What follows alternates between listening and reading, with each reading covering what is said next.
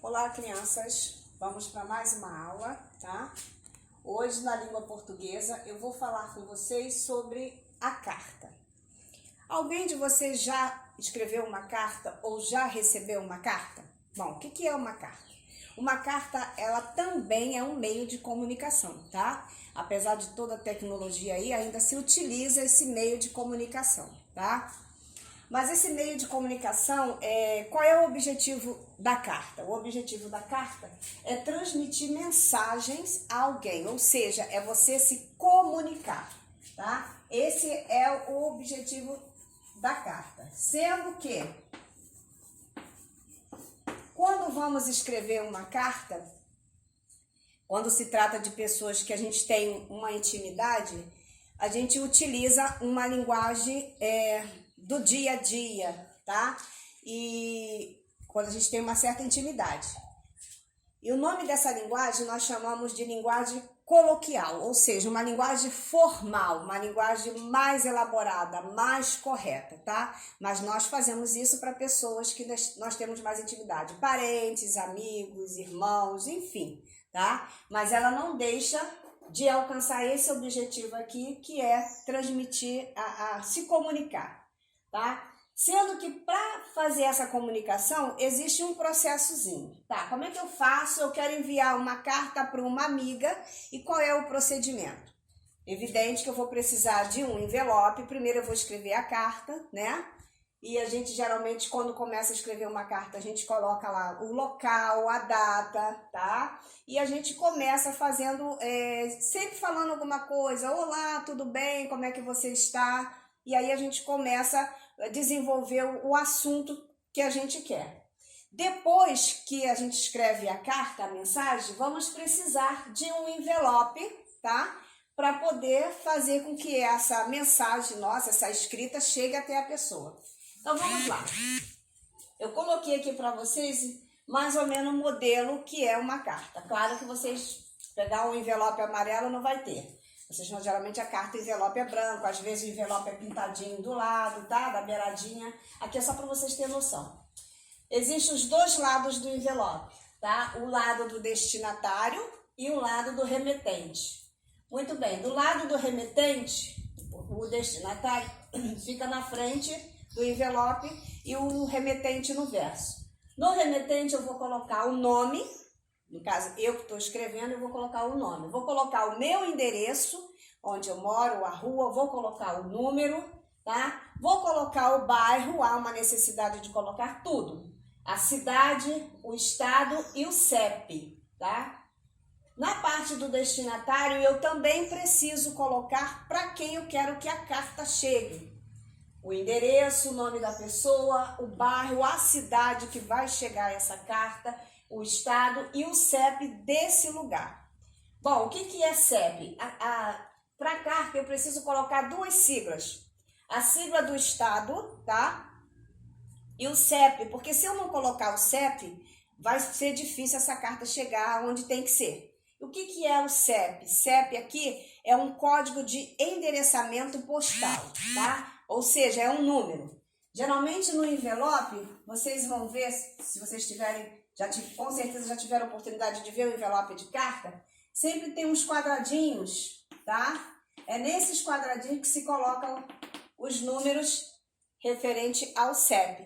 E também tem envelope que tem um quadradinho, dois quadradinhos, onde a gente coloca a sigla do estado. Por exemplo, aqui nós, Rio de Janeiro, eu vou colocar o R e o J nesse quadradinho, no envelope que vem isso. Mas, professora, tem envelope de carta que é todo liso. Como é que eu faço? Você vai fazer o mesmo procedimento, tá? A parte do envelope, quando você chega no correio para enviar uma carta, você pega um selo, coloca na carta, nesse quadradinho aqui, para poder chegar mais rápido aonde você quer. E o procedimento do envelope, mesmo que ele esteja em branco, não tem nenhum problema. É o mesmo que eu fiz aqui para vocês. De um lado, você vai colocar para quem você quer enviar, tá? O endereço, o bairro, a cidade, o estado, o CEP. Não pode esquecer nenhum desses detalhes, senão a correspondência de vocês não chega, tá? E do outro lado, vocês vão colocar o seu nome, para quem você está enviando. O nome de quem está enviando. O endereço, o número, bairro, cidade, estado, tá? E o CEP. Não esqueçam de colocar o CEP, tá bom, gente? Então, na parte de língua portuguesa, eu resolvi explicar para vocês a carta, porque vocês têm um conteúdo aí no livro, que tem uma leitura interpretativa que está se referindo à carta. E tem várias perguntas. Quem é o remetente, quem é o destinatário, qual é a função, qual é o objetivo dessa leitura, tá? Então, eu resolvi explicar para vocês o que é uma carta aqui, tá bom? Então, na parte de português, o conteúdo é esse. Desenvolver, saber o desenvolvimento, o objetivo de uma carta. Para que serve? Muito bem. Agora, para ciências, tá? É um outro conteúdo totalmente, né, evidente. Ciências. Na outra aula de ciências, eu cheguei a falar com vocês sobre movimentos da Terra. Falei sobre o universo, né, o sistema solar, vocês estão lembrados disso. Muito bem. Hoje eu vou falar sobre os movimentos da Terra. A Terra e o sistema solar. Vou falar desses dois movimentos, e que, por sinal, são muito importantes.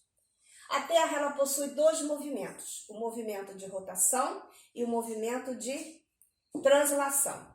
Agora, veja bem, imagina se nós não tivéssemos esse movimento, tá? Se a Terra não tivesse condições de ter esse movimento, haveria vida? Evidentemente que não, porque você imagina que o movimento aqui de rotação, ele tem o dia, né? Ele dá o dia e noite. Então, esse movimento aqui, dia e noite, no caso, vai levar 24 horas. O movimento de rotação é um movimento que a Terra faz em um dia. Ela leva 24 horas. Caso não tivesse esse movimento, não seria possível, tá, ter vida. Porque imagine você o tempo todo só na claridade ou o tempo todo só na parte escura. Não teria como, tá? Então, a natureza, ela é perfeita. Precisamos do movimento de rotação, onde dá direito ao dia e à noite, que esse tempo aqui leva 24 horas. O movimento de translação já é um movimento um pouquinho mais longo. É um movimento que a Terra faz durante um ano, tá? É uma volta que ela dá ao Sol.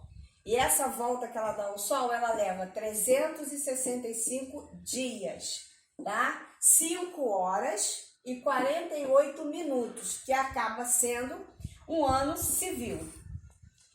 Mas essa sobra aqui, ó, dessas horas aqui, tá? Faz com que de 4 em 4 anos, tá? A cada 4 anos, surja 366 dias, que é onde a gente cai para o ano bissexto, tá? Então, muita gente às vezes não entende. Por que o ano bissexto? Por que tem o ano bissexto? Porque é justamente a sobra dessas horas aqui, ó. Eu não falei que a translação é um movimento que a Terra faz ao redor do Sol e que leva um ano, que é 365 dias? Eu acabei de falar isso. Mas esses 365 dias tem uma sobra de horas e de minutos. Então, são essas sobras aqui, dessas horas e desses minutos, que causam aqui o ano bissexto, tá? Não sei se vocês sabiam, mas se sabiam, a gente não custa relembrar. Muito bem. Agora, olha só, para a parte da rotação, só lembrando aqui a vocês, existe um fenômeno que acontece no movimento de rotação, chamado de equinócio. O que é isso? Equinócio é um fenômeno que aqui no Brasil, no nosso país, no hemisfério sul, acontece 2 vezes no ano. O que é isso? Existe um dia em que há 12 horas de dia e 12 horas de noite, tá? Aqui no Brasil acontece no em março, dia 21 de março, onde tem o início de outono, e acontece no dia 23 de setembro, onde é o início aí da primavera, tá? Então, esse é um fenômeno que acontece para poder haver a mudança da estação. Isso aqui no nosso país que acontece esse fenômeno aqui. Tá bom, gente? Então, eu acho que deu para entender, né? Então, por hoje, português encerrei, expliquei para vocês como se faz uma carta, e ciências aqui, rotação e translação. Tá bom? Beijos!